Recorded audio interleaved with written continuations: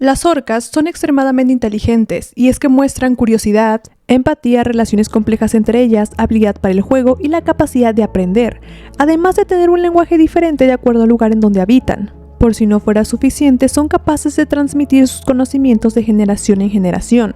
Su cerebro es el segundo más grande del planeta, tan solo siendo superada por el cachalote, quien está en primer lugar. Nuestro cerebro suele pesar entre 1.200 y 1.500 kilogramos, mientras que el de ellas pesa entre 5 y 7 kilos. Sí, yo sé que el tamaño del cerebro per se no significa nada, pero si realmente queremos hacernos a la idea de las capacidades cognitivas que tiene algún animal, debemos tomar en cuenta el cociente de encefalización, o sea, cuánto pesa el cerebro en comparación al resto del cuerpo. En primer lugar se encuentra nuestra especie con 7.6, en segundo lugar están los delfines con 6.2 y en tercer lugar quedan las orcas con 2.5. Pero aquí es donde las cosas se comienzan a complicar. Entre más florituras tenga el cerebro, mejor deberías saber administrar información y aprender. Por ejemplo, este es nuestro cerebro y este es el de un koala. Sí, son idiotas. Y este es el cerebro de una orca. A esto se le llama girificación, y si consideramos esto, los papeles se invierten, el humano termina en tercer lugar, el delfín en segundo y la orca en primero. Pero algo más curioso es que ellas tienen moda. En una ocasión, una orca comenzó a usar un salmón como sombrero, y otras orcas comenzaron a hacer lo mismo, pero esta moda solo duró 2 meses. Cada tipo de orca come una cosa diferente, a algunas les gusta más el salmón, a otras las sardinas, los hígados de tiburón blanco, los labios y genitales de las ballenas, y debido a que comen cosas diferentes, cada ecotipo tiene sus técnicas de caza que han desarrollado específicamente para ese tipo de presa. Y esas tácticas se transmiten de generación en generación. Sus sociedades son matriarcales y es la matriarca quien les enseña los mejores lugares para obtener comida. Las técnicas de caza, coordina los ataques. Las orcas suelen aparearse con familias pero del mismo ecotipo y cada vez tienden a reproducirse menos con familias de diferentes ecotipos, y debido a esto las orcas son cada vez más diferentes y nosotros estamos siendo testigos de ese cambio que se está produciendo lentamente. Ah, y también pueden imitar nuestro lenguaje. Bye bye. Bye bye. Amy. Hello. Hello. Hello. 1, 2. 1, 2.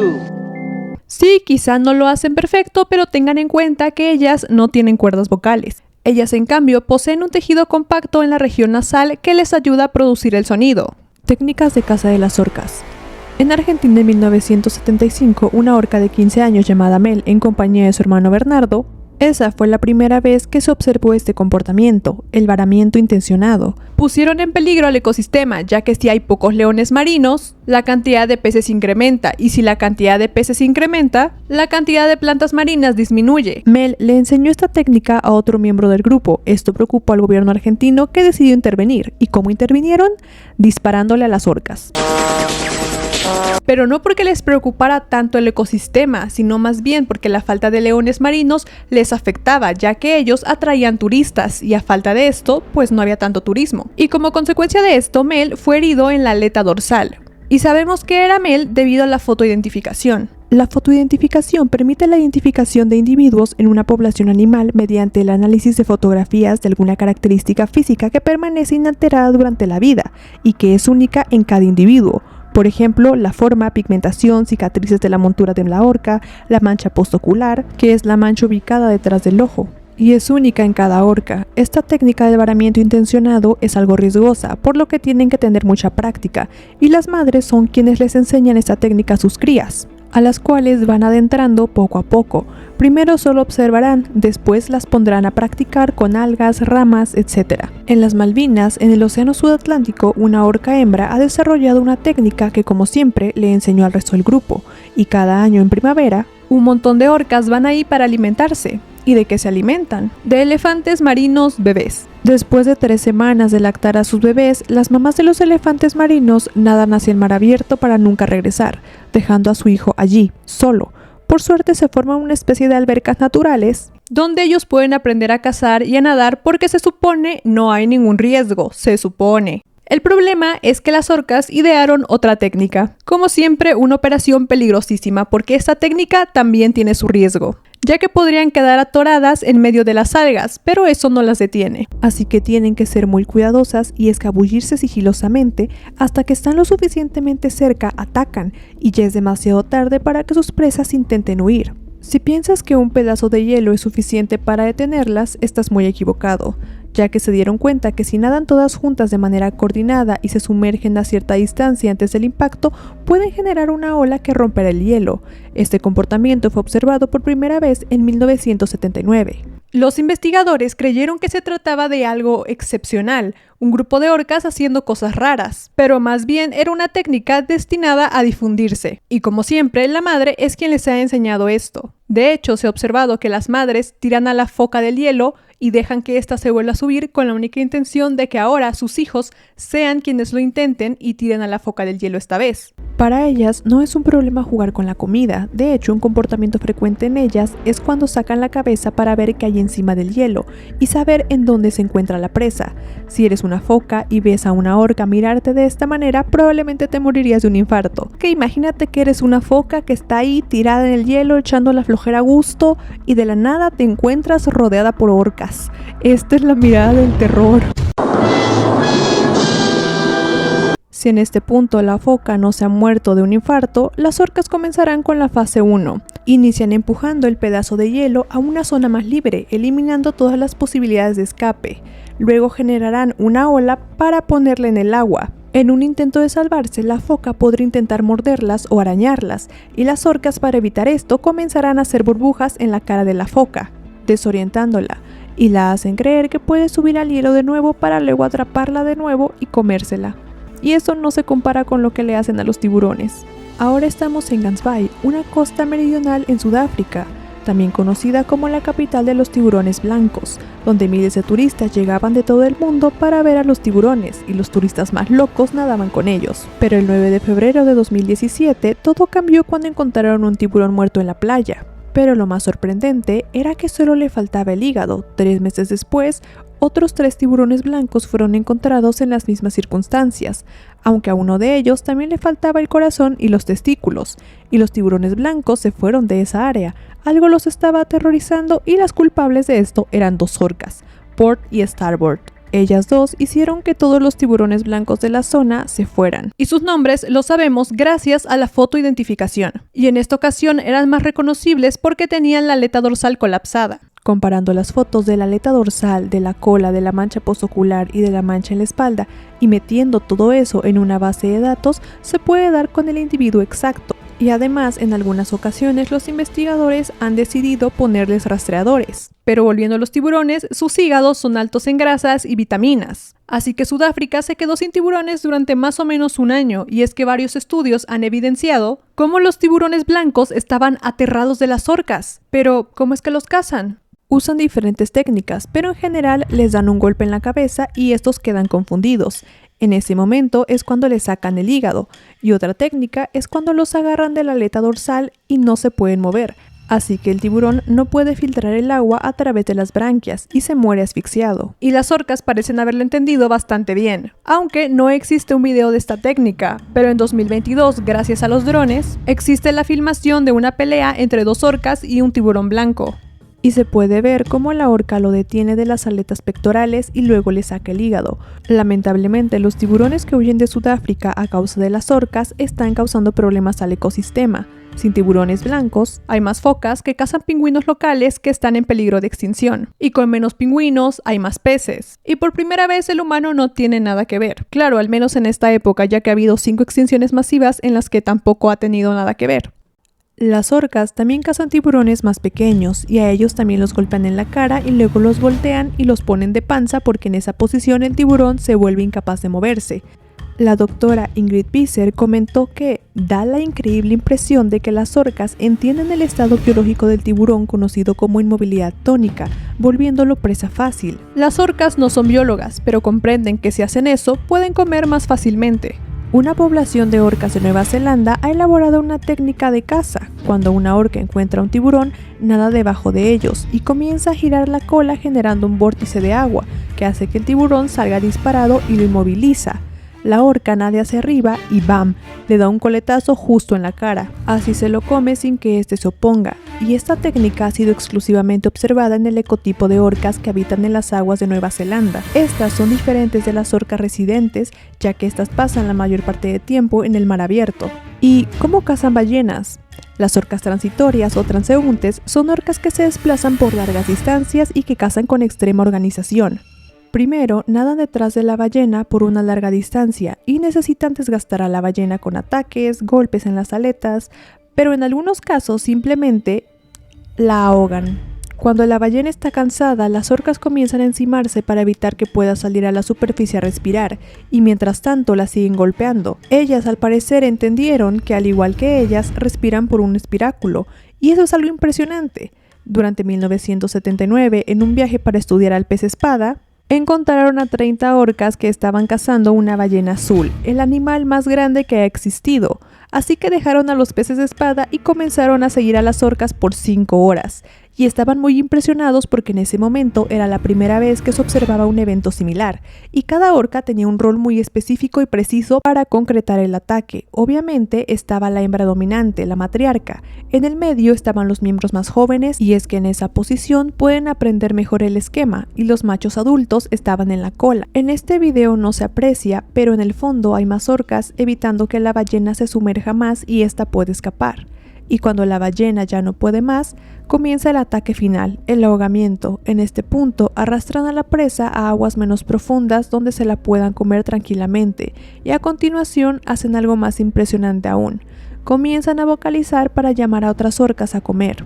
Se avisa que hay comida y se deja participar otros grupos que no ayudaron en la caza, y se alternan para que mientras unos sostienen a la ballena, los otros puedan comer, y viceversa. Cabe destacar que este comportamiento se ha observado en más de una población, aunque en otros casos los ataques ocurren de manera extremadamente violenta, con las orcas que las muerden y golpean en todas las direcciones hasta causar el ahogamiento. Y sí, también se comen a los bebés de las ballenas, y en ese caso es más fácil separar al pequeño de su madre. Las madres ballenas jorobadas están tan preocupadas que incluso ayudan a otras ballenas a proteger a sus cachorros que no son suyos de las orcas. Se vio a una ballena jorobada proteger a una cría de una ballena gris del ataque de las orcas. Aunque la cría ya estaba muerta, ella lo seguía defendiendo. Por cierto, las orcas solo suelen comerse los labios, la lengua y los genitales de la ballena. Para cazar a los delfines, ellas los persiguen durante una gran distancia y los embisten, los golpean con la parte dura de su hocico, estos quedan aturdidos y se los comen. Los alces. Sí, escuchaste bien, se comen a los alces también. Los alces son buenos nadadores, nadan con una velocidad promedio de 5 km por hora. Los pelos de la piel del alce están vacíos, están huecos, y esto se debe a que así podrán aislarse mejor de las temperaturas frías, pero con el efecto secundario de flotar cuando están en el agua. Y las fosas nasales de los alces funcionan como los espiráculos de los delfines, puesto que pueden cerrarlos cuando se sumergen. En verano, en las costas de Alaska y Canadá, muchos alces se sumergen a más de 6 metros para comer algas, y es aquí donde a menudo llegan las orcas y se los comen. Aunque esta no es una técnica específica porque realmente no es como que las orcas vayan allí con el propósito de comerse los alces, sino que más bien es una coincidencia, ya que se los encuentran ahí y se los comen. Las orcas residentes que habitan las aguas del norte de Europa inventaron una técnica para cazar arenque. Como siempre, el ataque está bien coordinado. Acorralan a los arenques, logran agruparlos y compactarlos hasta que los llevan a la superficie. Ahí les dan coletazos y estos mueren y quedan flotando en el agua, así que solo tienen que comérselos. Lo impresionante de esto es que las orcas han colaborado con las ballenas jorobadas para la caza de arenque. Sí, las mismas ballenas que para otro tipo de orcas son su presa. Bueno, pues aquí se vuelven sus aliadas. Y por si todo eso no fuera lo suficientemente sorprendente, las orcas son tan inteligentes que aprendieron a robar. Sí, se dieron cuenta que era más fácil seguir a los barcos de pesca y abrir sus redes y comerse la pesca que en lugar de ir a cazar. Y sí, obviamente los pescadores las odian, y en algunos países como Japón, Groenlandia, Noruega, era legal comer carne de orca hasta hace menos de un siglo. En los años 90, muchos países en todo el mundo intensificaron la pesca del moro oceánico, que resultó ser la comida favorita de cierto ecotipo de orcas, y las orcas al darse cuenta de esto comenzaron a atacar las redes que tenían este pescado. Y sí, también enseñaron eso a sus crías. Algo similar pasó en 2009 con el atún de aletas amarillas, que al parecer algunas orcas aman. Y si consideras que estos valían unos $2,000, te imaginarás que a los pescadores no les hizo gracia encontrarse a los atunes en este estado, o incluso peor, así.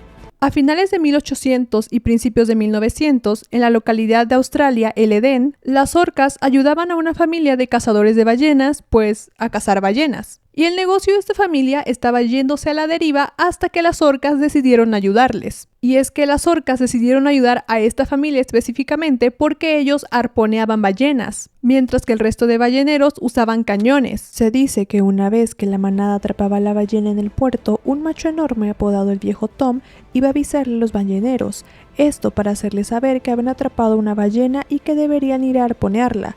El pago por su servicio era dejarles comer ciertas partes de la ballena mientras el cuerpo de la ballena estaba atado a la embarcación, dejándole a los balleneros la grasa y la carne de la ballena. Y este es el esqueleto del Viejo Tom en el Museo del Edén. Aunque se cree que Tom no era un macho, sino una hembra, así que no era Tom, era Tomasa. Pero entonces, ¿a qué le tienen miedo las orcas? Los cachalotes son grandes y fuertes, pero no, a ellos no les temen. En 2017, The Guardian publicó un reporte fotográfico donde el ataque de 8 orcas dañó a 100 cachalotes. Pero tampoco subestimemos a los cachalotes. Los cachalotes son odontocetos o cetáceos dentados. Son depredadores, tienen dientes enormes y cada diente pesa aproximadamente 1 kilo. Y también son capaces de estar hasta 2 kilómetros de profundidad para cazar calamares gigantes. Y los cachalotes machos pueden llegar a medir hasta 18 o 19 metros, casi el doble de una orca adulta, por lo que para las orcas los cachalotes no son una presa fácil, y generalmente no suelen cazar cachalotes demasiado grandes, pero si se encuentran con una hembra o con un cachorro, las cosas cambian totalmente, ya que sí los atacarán, sin piedad alguna. Esto lo hacen sobre todo las orcas transeúntes, o sea las nómadas, ya que estas orcas se la pasan la mayor parte del tiempo en el mar abierto y casi nunca hablan entre ellas porque cazan mamíferos y los ahuyentarían si comenzaran a hablar, así que son más silenciosas y cuando llegan a cazar cachalotes hacen lo siguiente. Número 1. Siguen al grupo de cachalotes que en su mayoría suelen ser hembras y cachorros. Número 2. Comienzan a hacer presión en ambos lados, porque están tratando de aislar a los ejemplares más débiles, y los cachalotes se ponen en formación defensiva y meten a los más débiles al centro para protegerlos, y lo que hacen las orcas para tratar de deshacer esa posición es morderlos y huir, antes de que los cachalotes traten de defenderse, y es que como son más grandes, pues también son más lentos. Y es que de hecho, cuando los cachalotes están cerca de una orca, no es como que la rechacen activamente o busquen defenderse, esto al menos hasta que ven que la orca está decidida a atacarlos. Ahí es cuando comienzan a llamar a otros cachalotes. Y se estima que su canto alcanza los 230 decibelios, pero sí existe un animal al que las orcas le temen.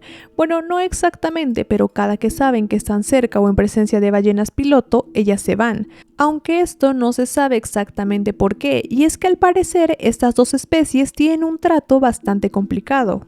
En 2005, a lo largo de Islandia, grandes bancos de ballenas piloto fueron vistas persiguiendo a las orcas. Y hay dos posibles escenarios cuando las orcas se encuentran con las ballenas piloto. Número 1. Las orcas se dan cuenta de que las ballenas piloto están ahí y se desaparecen. Número 2. Las ballenas piloto se dan cuenta que las orcas las están siguiendo y las persiguen. Las orcas continúan huyendo, aunque en una ocasión pasó algo bastante particular, ya que las ballenas piloto estaban persiguiendo a las orcas, pero cuando las ballenas piloto se dieron la vuelta, las orcas comenzaron a perseguirlas a ella, ya que las ballenas piloto persiguieron a las orcas, y cuando las ballenas piloto se dieron la vuelta, las orcas comenzaron a seguirlas a ella, y cuando las orcas se dieron la vuelta, las ballenas piloto comenzaron otra vez a seguirlas a ellas, y así estuvieron yendo y viniendo.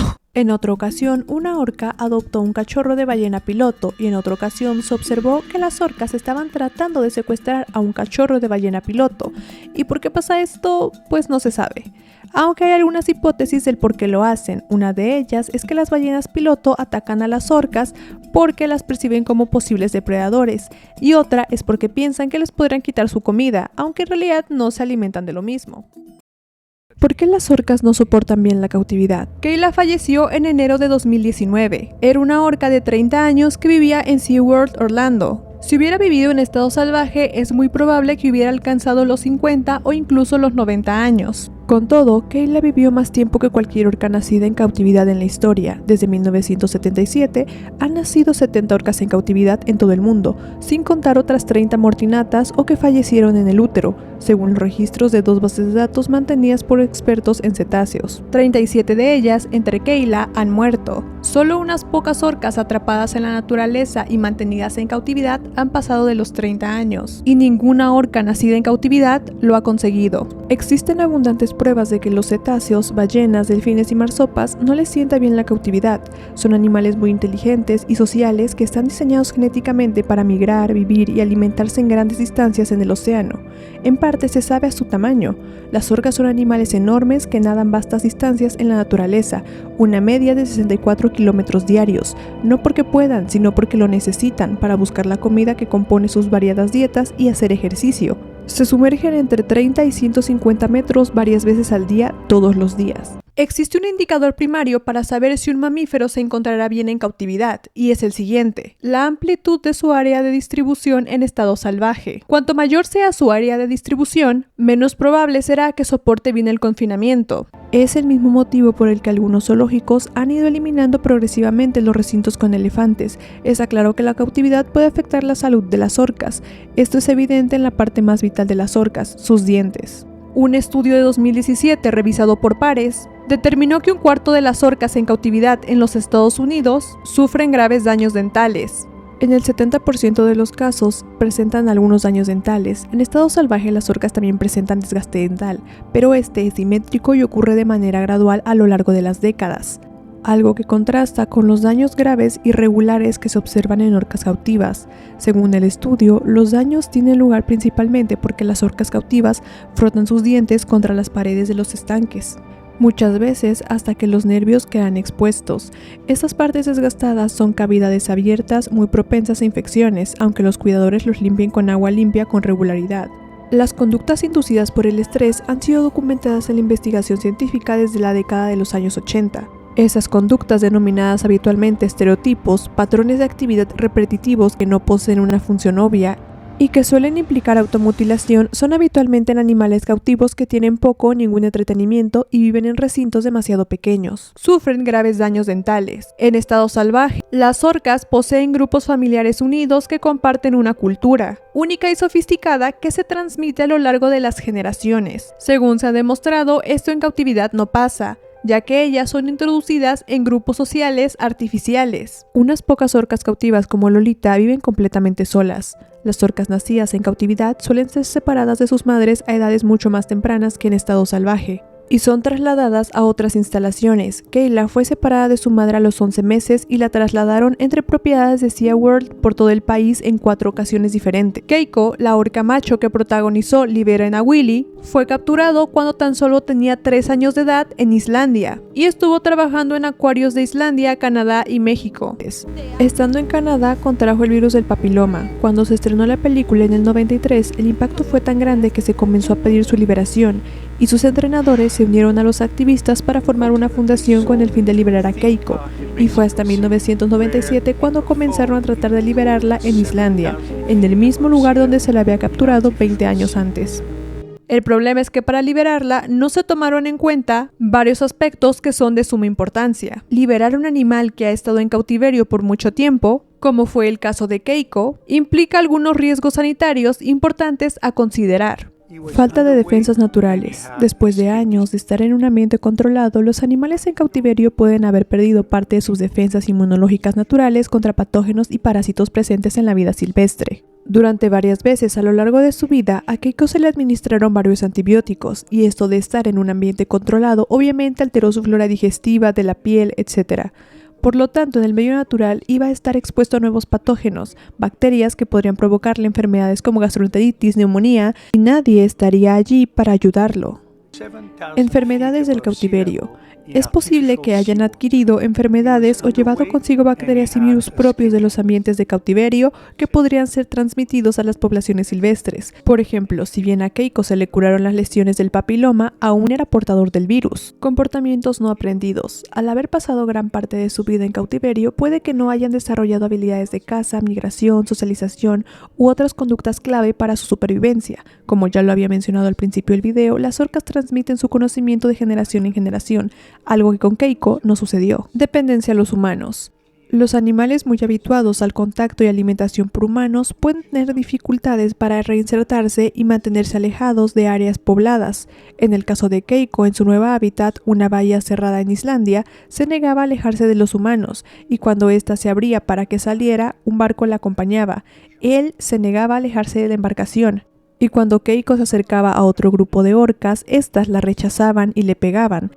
Después de varios años, Keiko abandonó ese recinto y se revolvió con otro grupo de orcas y se le perdió de vista. El GPS indicó que se encontraba en Noruega, donde se le vio muy mal ya que estaba muy delgado, y a menudo hace vacaciones, muelles, casas, buscando el contacto con humanos, y esto lo llevó a poner su propia vida en riesgo, ya que se les acercaba a los barcos pesqueros y pues a los pescadores no les parecía porque ella hacía que los peces se alejaran, y era tanta su dependencia a los humanos que aunque se encontraba rodeada de peces, ella no hacía el intento por comerlos. Ella esperaba que alguien le diera de comer y el 12 de diciembre del 2003 fue encontrado muerto. Las causas oficiales de su muerte fueron una neumonía tóxica aguda causada por una infección bacteriana en sus pulmones. Se cree que su sistema inmunológico estaba debilitado por los años que pasó en cautiverio y el estrés del traslado a Islandia. Murió a la edad de 27 años.